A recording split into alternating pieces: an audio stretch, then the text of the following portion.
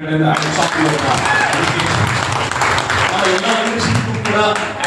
ನಿಮ್ಮ ಒಂದು greatest after ತುಂಬಾ ದಿನಗಳ ನಂತರ IMA ಹಾಲ್ ಅಗೇನ್ ಜಾಂಪ್ ಬ್ಯಾಕ್ ಆಗಿದೆಯಾ? ಅಂಡ್ ಎನಿಹೌ ಯಾರು ಕೆಲಸ ಮಾಡ್ತಿರ್ತಾರೆ, ಯಾರು ಕನಸನ್ನ ಬೆನ್ನತ್ತಿರ್ತಾರೆ ಅವರಿಗೆ ಇಂಥ ಇವೆಂಟ್ಸ್ ಗಳು ಕಾಮನ್ ಆಗಿರುತ್ತೆ. ಇದರಲ್ಲಿ ಯಾರು ಫಸ್ಟ್ ಟೈಮ್ ಬಂದಿದ್ರಿ ನೋಡ್ಬೋದಾ? ಓಕೆ, ಫಸ್ಟ್ ಟೈಮ್ ಬಂದಿರೋರ್ಗಂತೂ ಒಂದು ತಲೆ ಕೆಡ್ತಾ ಇರುತ್ತೆ. ಇಲ್ಲಿ ಹೇಳ್ತಾ ಇರೋದು ನಿಜಾನ ಅನ್ನೋ ಒಂದು ಕನ್ಫ್ಯೂಷನ್ ಇರುತ್ತೆ. ಮತ್ತೆ ಇಲ್ಲೇನು ಮಾತಾಡ್ತಿದ್ದವರು ಅವ್ರು ಅಂದ್ರೆ 20 ಇನ್ನೊಬ್ರು ಬಂದ್ರೆ 50 ಇನ್ನೊಬ್ರು ಬಂದ್ರೆ 40 ಇನ್ನೊಬ್ರು ಬಂದ್ರೆ 60 ಈಗ ಲಾಸ್ಟ್ ಅಲ್ಲಿ ಬಂದ್ರೆ 47 ಅಂತಾರೆ. ಆಯ್ತಾ? ಇವ್ರು ನೋಟ್ ಬಗ್ಗೆ ಮಾತಾಡ್ತಾರೋ ಪೇಪರ್ ಬಗ್ಗೆ ಮಾತಾಡ್ತಾರ ಅಥವಾ 24ನೇ ಫ್ಲೋರ್ ಹತ್ತಿಸ್ತಾವ್ರೆ, ಅದು ಯಾವ ಕೆಳಗಡೆ ಬಿಡಿಸ್ತಾರೋ ಗೊತ್ತಿಲ್ಲ. ಇದೆಲ್ಲ ಆಗೋ ಹೋಗೋ ವಿಷಯಗಳೆಲ್ಲ ಹಿಂಗೆಲ್ಲ ಆಗಿದ್ದಿದ್ರೆ ಅದೆಷ್ಟೋ ಯೂನಿವರ್ಸಿಟಿಗಳು ಯಾಕೆ ರನ್ ಆಗ್ಬೇಕಿತ್ತು, ಹಾಗೆ ಹೀಗೆ ಅಂತ ಹಲವಾರು ಕ್ವಶನ್ಸ್ ಗಳು ಬಂದಿರುತ್ತೆ. ಹಲವಾರು ಕ್ವಶನ್ಸ್ ಗಳು ಬಂದಿದ್ರೆ ಕಂಗ್ರಾಚುಲೇಷನ್, ನೀವು ನನ್ನ ಕ್ಲಾಸ್ಮೇಟ್ಸ್.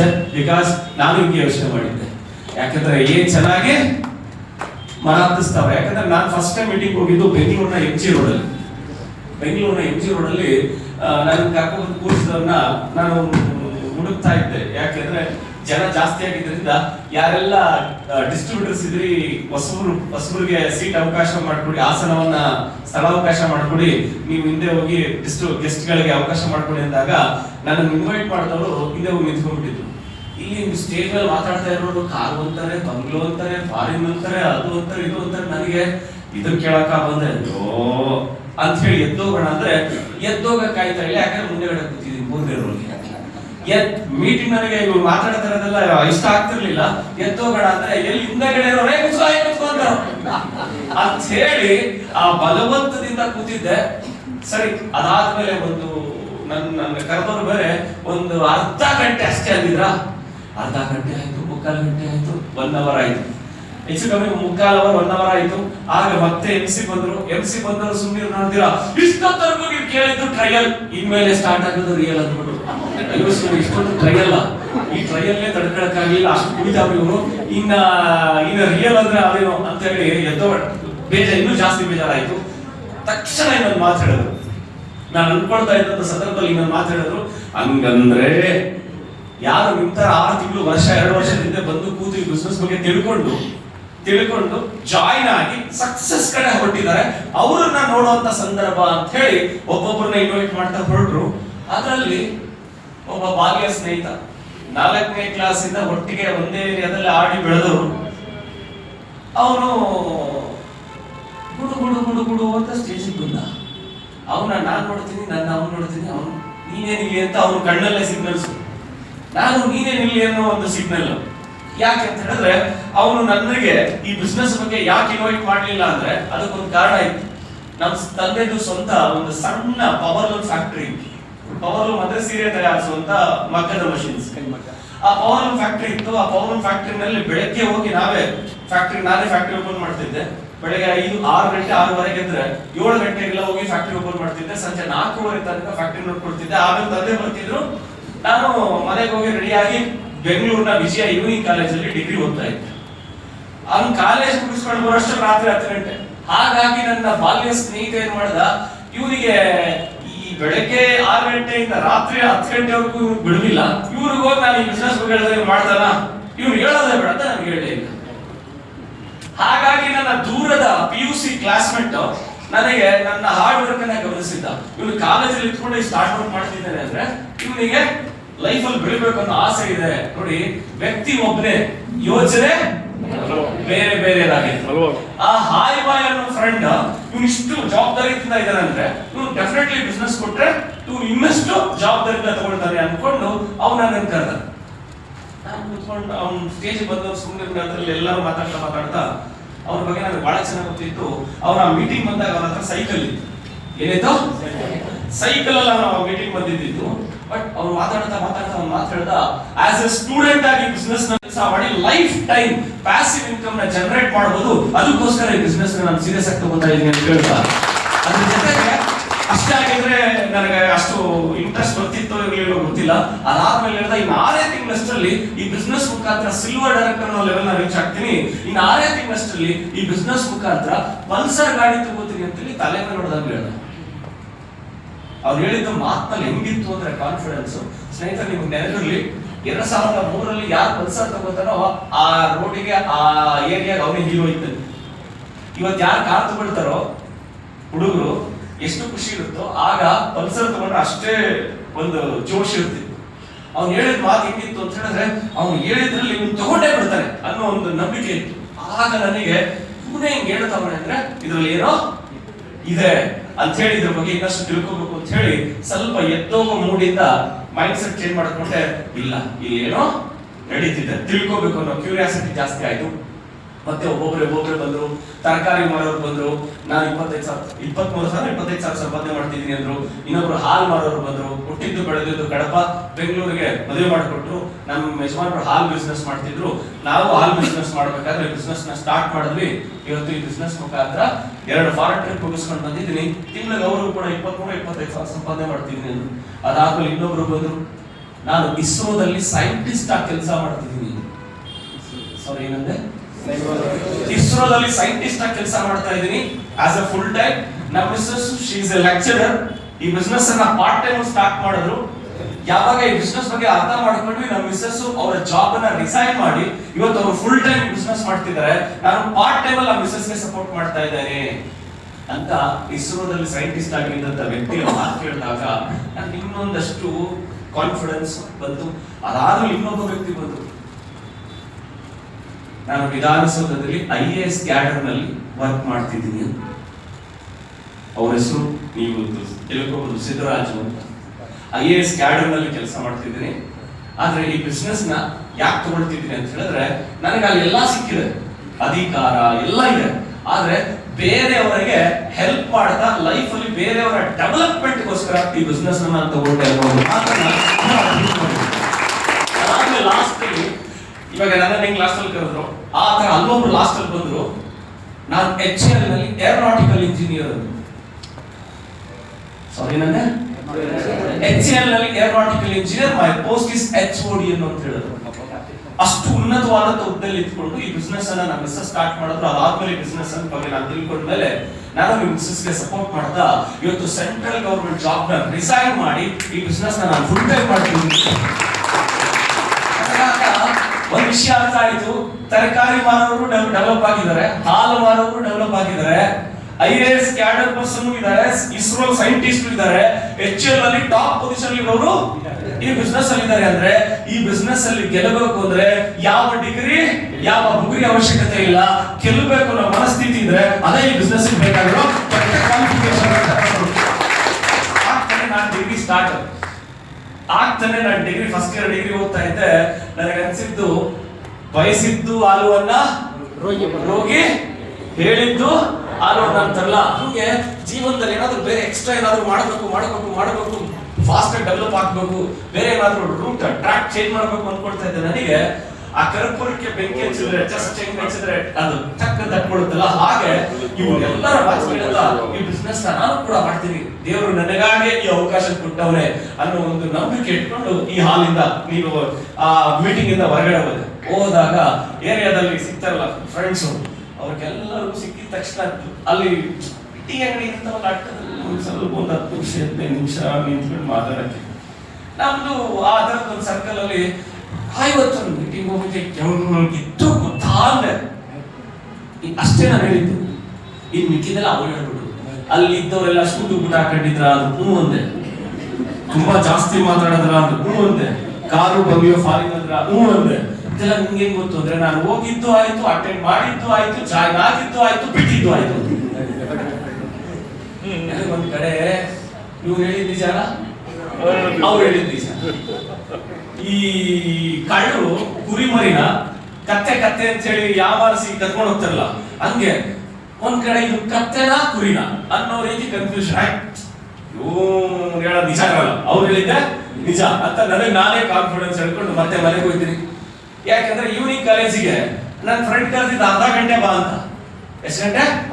ಅರ್ಧ ಗಂಟೆ ಒಂದು ಮೀಟಿಂಗ್. ನಾನೇನ್ ಅನ್ಕೊಂಡೆ, ಫಸ್ಟ್ ಪೀರಿಯಡ್ ಬಂಕ್ ಹಾಕೋಣ. ನಮ್ಮ ಕಾಲೇಜ್ 5:45 ಸ್ಟಾರ್ಟ್, 6:45 ಗಂಟೆ ಫಸ್ಟ್ ಪೀರಿಯಡ್ ಬಂಕ್ ಹಾಕೋಣ, ಎರಡನೇ ಪೀರಿಯಡ್ ಇಂದ ಕಾಲೇಜ್ ಜಾಯ್ನ್ ಆಗೋಣ ಅಂದವರು 6:45 ಅಲ್ಲೇ ಆಯ್ತು, 7:45 ಅಲ್ಲೇ ಆಯ್ತು, 8:15 ಅಲ್ಲೇ ಆಯ್ತು. ಕಾಲೇಜ್ ಬಿಟ್ಟು ಮನೆಗೆ ಬರೋ ಟೈಮಿಗೆ ನಾನು ಕಾಲೇಜಿಂದ ಆ ಮೀಟಿಂಗ್ ಇಂದ ಮನೆಗೆ ಹೋದೆ. ಮನೆಗೆ ಹೋದವರು ಫ್ರೆಂಡ್ ಬೇರೆ ಹೆಂಗ್ ಹೇಳಿದ್ರಲ್ಲ ಏರಿಯಾದಲ್ಲಿ, ಮನೆಗೆ ಹೋದಂತ ಸುಮ್ಮನೆ ಮಾಡಿದ್ರು, ಅಪ್ಪ ಇವತ್ತೊಂದು ಮೀಟಿಂಗ್ ಹೋಗಿದ್ದೆ ಅಂತಿದ್ದ ತಕ್ಷಣ ನಮ್ಮ ಅಪ್ಪ ಮನೆಗೆ ಶುರು ಮಾಡಿ ಅಂತೇಳಿ ಅವ್ರದ್ದಷ್ಟು ಮಹಾಭಾರತ ರಾಮಾಯಣ ಶುರು ಮಾಡಿದ್ರು. ಅವ್ರಿಗೇನೋ ಮಾಡಕ್ ಕೆಲಸ ಇಲ್ಲ, ನಿನ್ಗೇನು ಮಾಡಕ್ ಕೆಲಸ ಇಲ್ವಾ? ಬೆಳಗ್ಗೆ ಫ್ಯಾಕ್ಟ್ರಿ ಇದೆ, ಸಂಜೆ ಆದ್ಮೇಲೆ ಕಾಲೇಜ್ ಹೋಗ್ತೀಯಾ, ಈ ಸದ್ಯದಲ್ಲಿ ನೀನು ಟೈಮ್ ಇಲ್ಲ, ಇನ್ನೆಲ್ಲಿ ಅದೆಲ್ಲ ಮಾಡಬೇಡ. ಯಾಕಂದ್ರೆ ಇದನ್ನೆಲ್ಲ ತಲೆ ಕೆಡಿಸ್ಕೊಂಡ್ರೆ ಇನ್ನೆಲ್ಲ ಫ್ಯಾಕ್ಟ್ರಿಗೆ ಹೋಗಿ ಬಿಟ್ಬಿಡ್ತಾರಂತೆ ನಮ್ಮಪ್ಪ. ಆದ್ರೆ ಅಷ್ಟಿಲ್ದಿರ ಸುಮ್ಮನಿರ್ಲಿಲ್ಲ.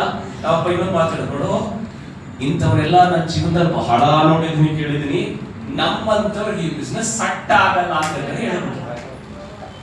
ಸರಿ, ಯಾಕೋ ಶಕನವೇ ಸರಿ ಇಲ್ಲ, ಸರಿ ಅಂದ್ಬಿಟ್ಟು ಊಟ ಮಾಡಿ ಮಲಗ್ತೀನಿ. ಹಾಡಾದ ನಿದ್ದೆ ಬರ್ಬೇಕಾ ಬೇಡವಾ?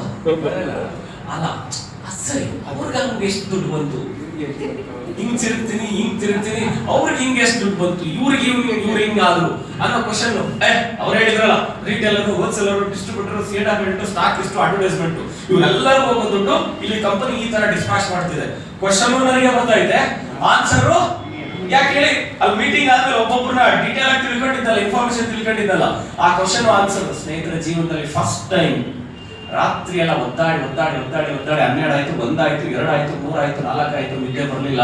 ಹತ್ತತ್ರ ಬೆಳಗಿನ ಜಾವ ನಿದ್ದೆ ಮಾಡಿದೀನಿ. ಅವತ್ತೇ ಅರ್ಥ ಆಗಿದ್ದು, ಜೀವನದಲ್ಲಿ ನಿಜವಾದ ಕನಸು ನಿದ್ದೆಯಲ್ಲಿ ಬರೋದಲ್ಲ, ಯಾವ ಕನಸು ನಿದ್ದೆಯನ್ನ ಹೋಗ್ಲಾಡಿಸುತ್ತೋ ಅದೇ ನಿಜವಾದ ಕನಸು.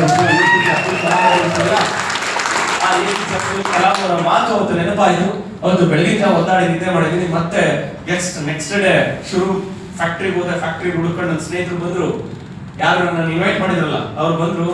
ನನಗೆ ಒಂದ್ ಕಡೆ ಬಿಸ್ನೆಸ್ ಮಾಡಬೇಕು ಅನ್ನೋ ಫುಲ್ ಜೋಶಲ್ಲಿ ಇದೆ, ಇನ್ನೊಂದು ಕಡೆ ಟೀ ಅಂಗಡಿ ಹತ್ರ ನನ್ನ ಫ್ರೆಂಡ್ಸ್ ಹೇಳಿದ್ರಲ್ಲ, ಜಾಯ್ನ್ ಆಗಿದ್ದು ಆಯ್ತು, ಬಿಟ್ಟಿದ್ದು ಆಯ್ತು ಅಂತ, ಅದು ಬೇರೆ. ಆಗ ಅವ್ರನ್ನ ಮಾತು ಹೇಳಿದ್ರು, ನನಗೆ ಬಿಸ್ನೆಸ್ ಮಾಡಬೇಕು ಅನ್ನೋದು ಇಂಟ್ರೆಸ್ಟ್ ಇದೆ ಸರ್, ಆದ್ರೆ ನನ್ನ ಫ್ರೆಂಡ್, ನನ್ನ ಟೀ ಕ್ಲಾಸ್ಮೇಟ್, ಬಾಯ್ ಕ್ಲಾಸ್ಮೇಟ್ ಅಲ್ಲ ಲಕ್ಷ್ಮಿ, ಬಟ್ ಇದೆಲ್ಲ ಏನ್ ನನಗೆ ಅದೊಂದು ಕನ್ಫ್ಯೂಷನ್ ಇದೆ ಅಂದ್ರೆ, ಒಂದೇ ಅವ್ರು ಮಾತಾಡಿದ್ರು, 10th ಅನ್ನ 7 ಅಟೆಂಪ್ಟ್ ಕಟ್ಟಿರ್ತಾನಲ್ಲ, 10ನೇ ಕ್ಲಾಸ್ ಪಾಸ್ ಆಗ್ತೀರಾ, ಟ್ರೈ ಮಾಡಿ 7 ಅಟೆಂಪ್ಟ್ ಕಟ್ಟಿದ್ರು ಫೇಲ್ ಆಗಿರ್ತಾನಲ್ಲ, ಅವ್ರ ಹತ್ರ ಹೋಗಿ 10th ಪಾಸ್ ಆಗೋದು ಹೆಂಗೆ ಅಂದ್ರೆ ಬಹಳಾದ್ರ ಕತೆ ಅಂತ ಅವ್ರು ಹೇಳ್ತಾರೆ. ಈಗ ಹೇಳಿ ಅವ್ರ ಮಾತು ಕೇಳಿದ್ರೆ 10th ಪಾಸ್ ಆಗಕ್ಕೆ ನಿಮಗೆ ಅನ್ಸುತ್ತೆ, ಪಾಸ್ ಆಗ್ಬೋದು ಅಂತ ಅನ್ಸುತ್ತಾ, ಫೇಲ್ ಆಗ್ತೀವಿ ಅನ್ಸುತ್ತಾ? ಕಟ್ಟದೆ ಬೇಡ, 7 ಅಟೆಂಪ್ಟ್ ಅಂತ. ಅದೇ 10th ಪಾಸ್ ಆಗಿರೋ ನಂತರ ಹೋಗಿ ಕೇಳಿದ್ರೆ ಅವ್ನು ಏನ್ ಹೇಳ್ತಾನೆ, ಡೈಲಿ ಸ್ಕೂಲ್ಗೆ ಹೋಗು, ಮಾಸ್ಟ್ರು ಟೀಚರ್ ಏನ್ ಪಾಠ ಮಾಡ್ತಾರೋ ಗಮನ ಇಟ್ಟು ಕೇಳಿಸ್ಕೊ, ಮನೆಗೆ ಬಂದು 1 ಅವರ್ ತಿರುಗಿಸ್ತು, ಫಸ್ಟ್ ಕ್ಲಾಸಲ್ಲಿ ಪಾಸ್ ಆಗ್ತೀಯ. ನಮ್ಮ ಸ್ಟೈಲ್ ಫಸ್ಟ್ ಕ್ಲಾಸ್, ಈಗೆಲ್ಲ 80, 90, 95% ಈಗ ಹೇಳ್ತಾರಲ್ಲ, ಆಗ ಫಸ್ಟ್ ಕ್ಲಾಸ್ ಅಂದ್ರೆ ಗ್ರೇಟ್. Yes or no? 20-23 ವರ್ಷದ ಹಿಂದೆ ಸ್ಟೋರಿ ಹೇಳ್ತಾ ಇದೀನಿ ಆಯ್ತಾ. ಆಗ ಕರೆಕ್ಟ್ ಪಾಸ್ ಆದ ಮಾತು ಕೇಳಿದ್ರೆ ಪಾಸ್ ಆಗ್ತೀಯ. ಅದೇ ತರ ಸ್ನೇಹಿತರೆ, ಅವ್ರು ನನಗೆ ಎಕ್ಸಾಂಪಲ್ ಹೇಳಿದ್ದು, ಡಿವೋರ್ಸ್ ಆಗಿರೋ ಮದುವೆ ಆಗ್ಲಾ ಅಂದ್ರೆ ಏನ್ ಹೇಳ್ತಾರೆ, ಕಾಡ ನನ್ನ ಪಾಡು ಅಂತ ಹೇಳ್ತಾನೆ. ಅದೇ ಮದುವೆ ಮಾಡ್ಕೊಂಡು ಚೆನ್ನಾಗಿ ಸಂಸಾರ ಮಾಡಿರೋ ಅವ್ನು ಕೇಳಿದ್ರೆ ಏನ್ ಹೇಳ್ತಾನೆ, ನೋಡಪ್ಪ ಲೈಫ್ ಚೆನ್ನಾಗಿರ್ಬೇಕು, ಮದುವೆ ಅಂದ್ರೆ ಅದು ಬಿಡಿಸಲಾರದ ಮೆಟ್ಟು ಅಂತ ಅವ್ನು ಹೇಳ್ತಾನೆ. ಅದೇ ತರ ಜೀವನದಲ್ಲಿ ಪಾಸ್ ಆಗಿರೋ ಮಾತು ಕೇಳಿದ್ರೆ ಪಾಸ್ ಆಗ್ತೀಯಾ, ಫೇಲ್ ಆಗಿರೋ ಮಾತು ಕೇಳಿದ್ರೆ ಈಗ ಹೆಂಗಿರ್ತೀಯೋ ಹಂಗೆ ಇರ್ತೀಯ ಅಂದಾಗ ಟೀ ಅಂಗಡಿಯಲ್ಲಿ ಸಿಕ್ಕಿದ್ರಲ್ಲ, ಅವ್ನು ನೆನ್ಸ್ಕೊಂಡೆ, ಟೀ ಅಂಗಡಿ ಅಂದ್ರೆ ಬೇಕರಿ ಹತ್ರ ಕಾರ್ನಲ್ಲಿ ಸಿಕ್ಕಿದವ್ರನ್ನ, ಅವ್ರ ಮಾತು ಕೇಳಿದ್ರೆ ಈಗ ಹೆಂಗಿದೆಯೋ ಹಂಗೆ ಇರುತ್ತೆ, ಇನ್ನೇನೋ ಚೇಂಜ್ ಆಗಲ್ಲ. ಬಟ್ ಇಲ್ಲಿ ಗೆದ್ದಿರೋರ್ ಮಾತು ಕೇಳಿದ್ರೆ ಚಾನ್ಸ್ ಇದೆ, ಡೆವಲಪ್ ಆಗೋ ಚಾನ್ಸ್ ಇದೆ ಅಂತ ಹೇಳಿ, ನೋಡೋಣ ಓಕೆ ಅಂತ ಹೇಳಿ ಆಗ ಜಾಯ್ನ್ ಆದನು. ನೋಡೋಣ, ಯಾಕಂದ್ರೆ ಕಾಲೇಜಲ್ಲಿ ಕಾಪಿ ಮಾಡಿದ್ರೆ ಡಿಬಾರ್ ಆಗ್ತೀವಿ, ಇಲ್ಲಿ ಸೀನಿಯರ್ಸ್ ನ ಕಾಪಿ ಮಾಡಿದ್ರೆ ದುಡ್ಡು ಮಾಡ್ತೀವಿ ಅನ್ನೋ ವಿಷಯ ಬಹಳ ಮುಖ್ಯವಾಗಿತ್ತು. ಹಾಗಾಗಿ ಜಸ್ಟ್ ಅವ್ರನ್ನ ಕಾಪಿ ಮಾಡುತ್ತಾರೆ. ಅಲ್ಲಿ ಸ್ಟೇಜ್ ಅಲ್ಲಿ ಬೇರೆ ಅವತ್ತು ಬೇರೆ ಹೇಳಿದ್ರು, 1 ಹೆಜ್ಜೆ ನೀನ್ ಇಟ್ರೆ ಇನ್ನು 9 ಹೆಜ್ಜೆ ಇಡೋದು ಹೆಂಗೆ ಅಂತ ಹೇಳ್ಕೊಡ್ತೀವಿ ಅಂತ ಬೇರೆ ಹೇಳಿದ್ರಲ್ಲ. ಇಷ್ಟೆಲ್ಲ ಐಡಿಯಾ ಕೊಡ್ತೀನಿ, ಸಜೆಸ್ಟ್ ಮಾಡ್ತೀವಿ, ಫಾಲೋ ಮಾಡಿ ನೀವು ಅಂತ ಹೇಳಿದ್ರೆ ನೋಡೋಣ ಒಂದ್ ಕೈ ಅಂತ ಹೇಳಿ ಜಾಯ್ನ್ ಆದ್ವಿ. ಜಾಯ್ನ್ ಆದ್ಮೇಲೆ ಯಾವಾಗ ಟ್ರೈನಿಂಗ್ ತಗೊಳ್ತಾ ಹೋದ್ವೋ, ಈ ಬಿಸ್ನೆಸ್ ಬಿಗಿನಿಂಗ್ ನಲ್ಲಿ ನನಗೂ ಅಯ್ಯೋ ನಮ್ ಕೈಲಿ ಆಗತ್ತಾ ಅನ್ನೋ ಡೌಟ್ ಇತ್ತು, ಕ್ವಶನ್ ಇತ್ತು. ಯಾಕೆಂತ ಹೇಳಿದ್ರೆ ಆಗ ನನಗೆ ಇವ್ರು ಅಷ್ಟೆಲ್ಲ ಮಾತಾಡೋದ್ರಲ್ಲ, ಆಗ ನನ್ನ ಕಾನ್ಫಿಡೆನ್ಸ್ ಏನಂದ್ರೆ ಇವ್ರು ಇಷ್ಟೆಲ್ಲ ಸಂಪಾದನೆ ಮಾಡ್ತಾವ್ರೆ, ಅಷ್ಟು ದೊಡ್ಡ ಲೆವೆಲ್ ಹೋಗೋ ಸೀನ್ ಅಂತೂ ನಮಗಿಲ್ಲ. ಅಷ್ಟು ದೊಡ್ಡ ಲೆವೆಲ್ ಹೋಗೋ ದುರಾಸೆ ಅಂತೂ ಪಡಬಾರ್ದು. ಯಾಕೆಂದ್ರೆ ಅಪ್ಪ ಹೇಳ್ತಿದ್ರು, ಬಡವ ನೀ ಮಡಗ್ದಂಗಿರುವಂತಾರೆ, ಆಸೆಯೇ ದುಃಖಕ್ಕೆ ಮೂಲಾಂತರ. ಜಾಸ್ತಿ ಆಸೆ ಪಡಬಾರ್ದು, ನಾವು ಇದ್ದರಲ್ಲೇ ಇರೋದ್ರಲ್ಲೇ ಅಡ್ಜಸ್ಟ್ ಮಾಡ್ಕೊಂಡು ಜೀವನ ಮಾಡಬೇಕು ಅಂತೇಳಿ ಆಗ ತಂದೆ ಆಗಾಗ ಈ ಮಾತು ಹೇಳ್ತಿದ್ರು. ಅದ್ಯಾಕೋ ಗೊತ್ತಿಲ್ಲ, ಈ ಮಾತು ನನಗೆ ಇಷ್ಟ ಆಗ್ತಿರ್ಲಿಲ್ಲ. ಅದ್ಯಾಕೋ ಗೊತ್ತಿಲ್ಲ, ಈ ಮಾತು ಅಪ್ಪ ಹೇಳಿ ಎಲ್ಲಾ ಮಾತು ಇಷ್ಟ ಆಗ್ತಿತ್ತು, ಇದೊಂದು ಮಾತು ಮಾತ್ರ ಇಷ್ಟ ಆಗ್ತಿರ್ಲಿಲ್ಲ. ಯಾಕೆಂದ್ರೆ ಅದಕ್ಕೊಂದು ತಂದೆಯವರು ಇನ್ನೊಂದು ಎಕ್ಸಾಂಪಲ್ ಬರೀ ಕೊಡೋರು. ಏನಂತ ಎಕ್ಸಾಂಪಲ್ ಕೊಡ್ತಿದ್ರು ಅಂದ್ರೆ, ಹಾಸಿಗೆ ಇದ್ದಷ್ಟು ಕಾಲು ಚಾಚ್ಕೋಬೇಕು, 10 ರೂಪಾಯಿ ದುಡಿದ್ರೆ 8 ರೂಪಾಯಿ ಖರ್ಚು ಮಾಡ್ಬೇಕು, 2 ರೂಪಾಯಿ ಆದ್ರೆ ಎತ್ತು ಮಾಡಬೇಕು ಅಂತ. ಜೀವನದಲ್ಲಿ ಫಸ್ಟ್ ಟೈಮ್ ಒಂದು ಪ್ರೋಗ್ರಾಮ್ ನಲ್ಲಿ ಒಂದು ಬ್ಯೂಟಿಫುಲ್ ಸ್ಟೇಟ್ಮೆಂಟ್ ಕೇಳಿದೆ. ಅದು ಯಾವುದು ಅಂದ್ರೆ, ಹಾಸಿಗೆ ಇದ್ದಷ್ಟು ಕಾಲು ಚಾಚ್ಕೋಬೇಕು, ಕರೆಕ್ಟ್. ನೀರು ಉದ್ದವಾಗಿತ್ತು, ಹಾಸಿಗೆ ತುಂಡವಾಗಿದ್ರೆ ಕಾಲು ಬಡಿಸ್ಕೊಂಡು ಮಲಗಿದ್ರೆ ನೋವಾಗದೆ ಯಾರಿಗೆ? ಹಿರಿಯರು ಹೇಳಿರೋದನ್ನ ತಪ್ಪಾಗಿ ಅರ್ಥ ಮಾಡ್ಕೋಬೇಡಿ ಸ್ನೇಹಿತರೆ ಅಂತ ಹೇಳಿದ್ರು. ಹಂಗಂತೇಳಿ ಏನಂತ ಹೇಳಿದ್ರು ಅಂದ್ರೆ, ಹಿರಿಯರು ಹೇಳಿದ್ದನ್ನ ತಪ್ಪಾಗಿ ಅರ್ಥ ಮಾಡ್ಕೋಬೇಡಿ, ಹಾಸಿಗೆ ಇದ್ದಷ್ಟು ಕಾಲು ಚಾಚ್ಕೊಳ್ಳಿ ಅಂತ ಹೇಳಿದ್ರೆ ವಿನಃ ಹಾಸಿಗೆಯನ್ನ ದೊಡ್ಡದಾಗಿ ಹೊಲಿಸ್ಕೋಬೇಡ ಅಂತ ಯಾರಾದ್ರೂ ಹೇಳೋಣ ಅಂತ ಹೇಳಿದ್ರು. ದೊಡ್ಡವ್ರು ಹೇಳಿರೋದ್ರಿಂದ ನಾವು ತಪ್ಪಾಗಿ ತಿಳ್ಕೊತಾ ಇದೀವಿ. ಹಾಸಿಗೆಯನ್ನ ದೊಡ್ಡದಾಗಿ ಹೊಲಿಸ್ಕೊಳ್ಳಕ್ಕೆ ಪ್ರಯತ್ನ ಮಾಡಬೇಡ ಅಂತ ಹೇಳಿದಾರ? ಇಲ್ಲ ಅಲ್ಲ. ಅದೇ ತರನೇ ಯೋಚನೆ ಮಾಡಿ, ನೀವು ಉದ್ದವಾಗಿದ್ದು ಹಾಸಿಗೆ ಚಿಕ್ಕದಾಗಿದ್ರೆ ಕಾಲು ಹೋಗೋದು ನಿಮಗೆ ದುಡಿಯೋದು ಯಾರು? ನೀವೇ ತಾನೆ.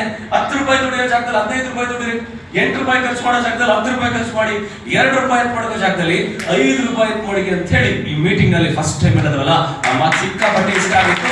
ಅಲ್ಲಿಂದ ಇನ್ನಷ್ಟು ಈ ಬಿಸ್ನೆಸ್ ಅನ್ನ ಸೀರಿಯಸ್ ಆಗಿ ತಗೊಂಡ್ವಿ.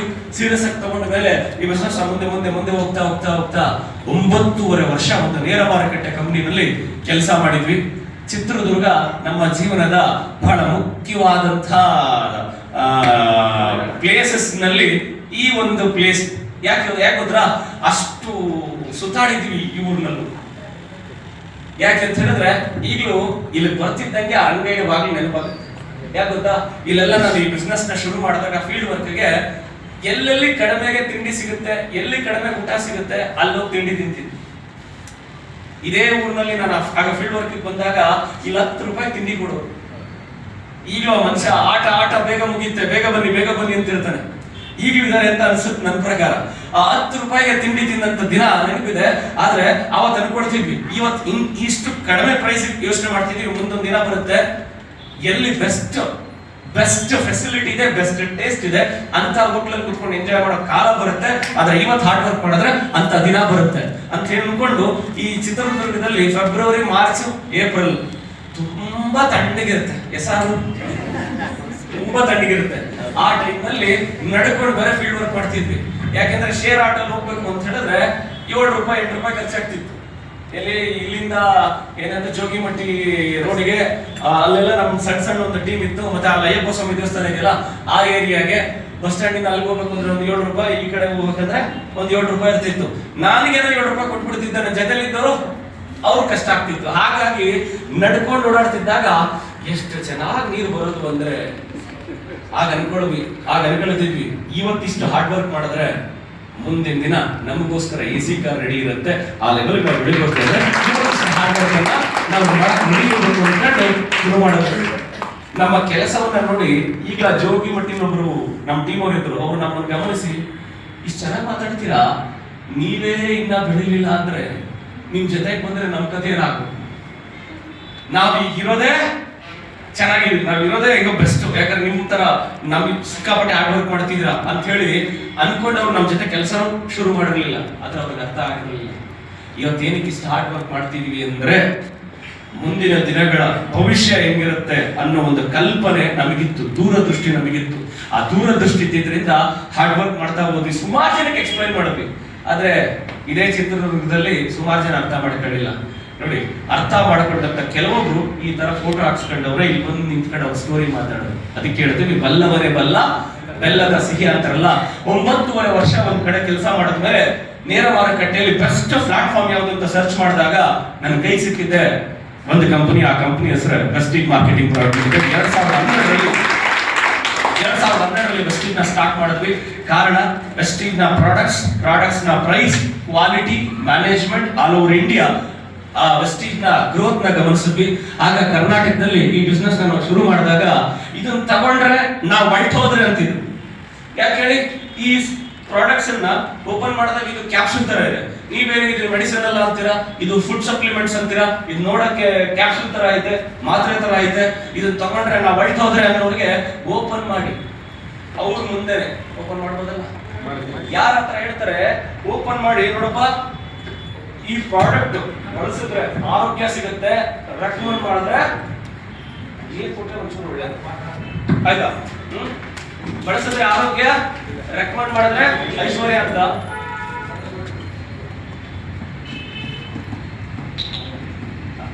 ಬಳಸಿದ್ರೆ ಆರೋಗ್ಯ, ರೆಕಮೆಂಡ್ ಮಾಡಿದ್ರೆ ಐಶ್ವರ್ಯ ಅಂತ ಹೇಳಿ ಸರಿ ನೀನ್ ಇರ್ತೀಯ ಅಂತ ಏನು ಗ್ಯಾರಂಟಿ?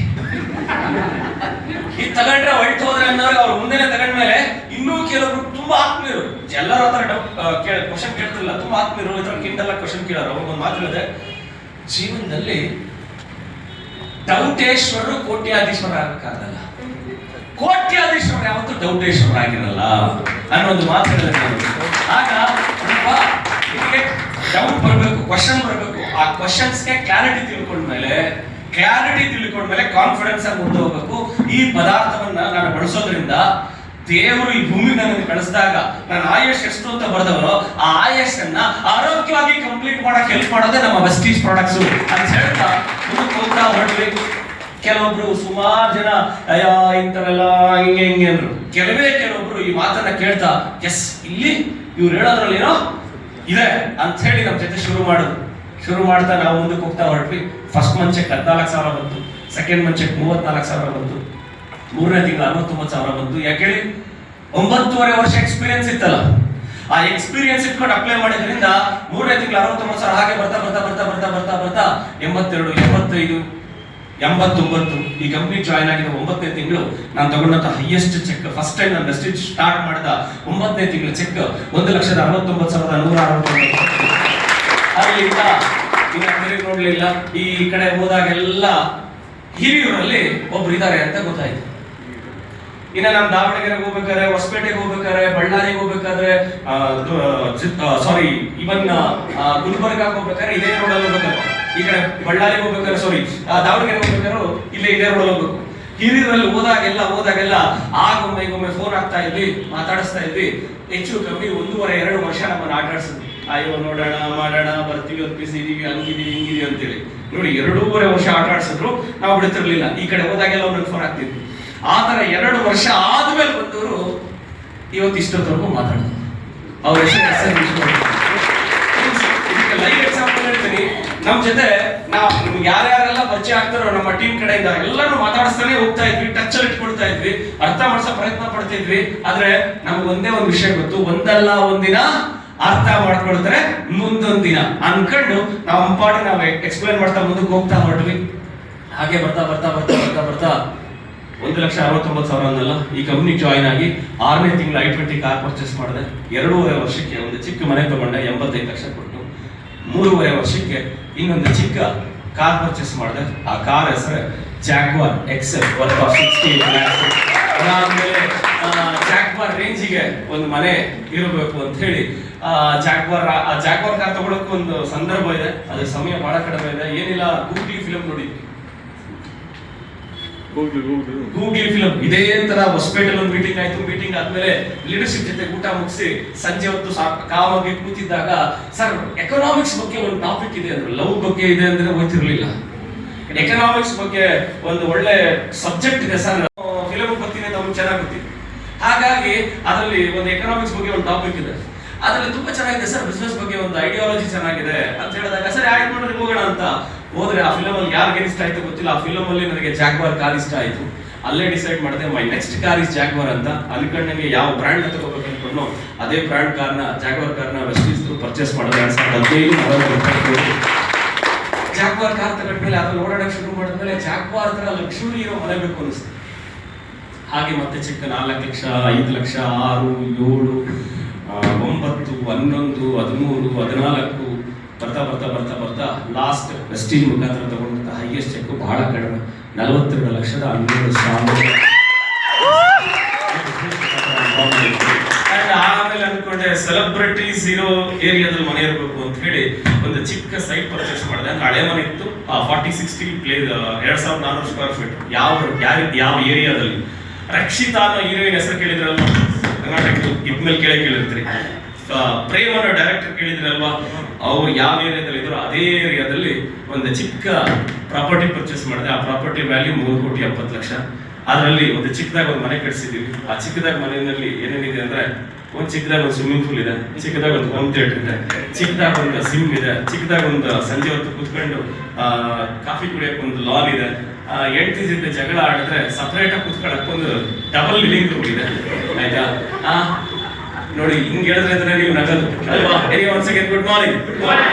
ಟೀಮ್ ಅವರೆಲ್ಲ ಮನೆಗೆ ಯಾರನ್ನ ಬಂದ್ರೆ ಮನೇಲಿ ಕೂಡ ಡಿಸ್ಟರ್ಬೆನ್ಸ್ ಆಗ್ಬಾರ್ದು ಅಂತ ಸಪರೇಟ್ ಆಗಿ ಕುತ್ಕೊಳ್ಳೋಕೆ ಡಬಲ್ ಲಿವಿಂಗ್ ರೂಮ್ ಇದೆ.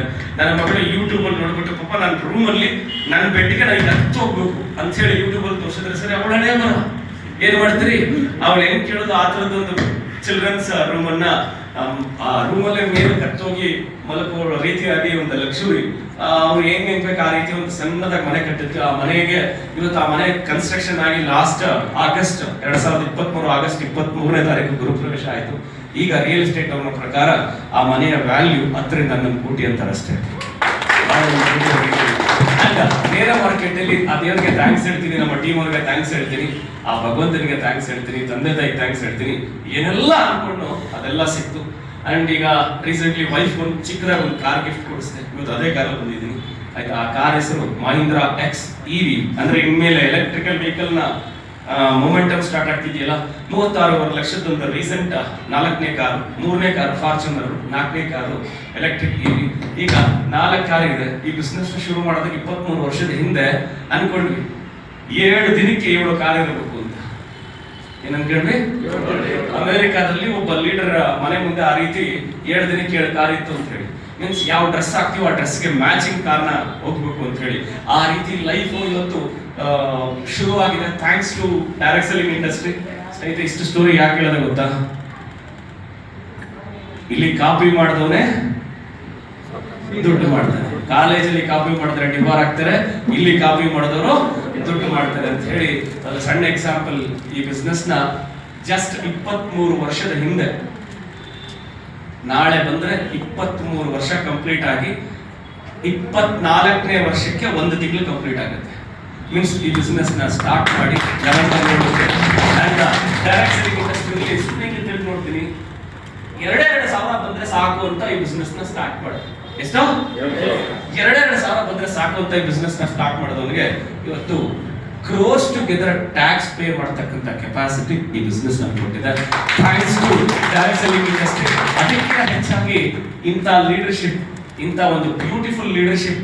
ಇವತ್ತು ಆಗ ನಾನು ಚಿತ್ರದುರ್ಗಕ್ಕೆ ಬರ್ಬೇಕಾದ್ರೆ ಬಸ್ಸಲ್ಲಿ ಬರ್ತಿದ್ದೆ.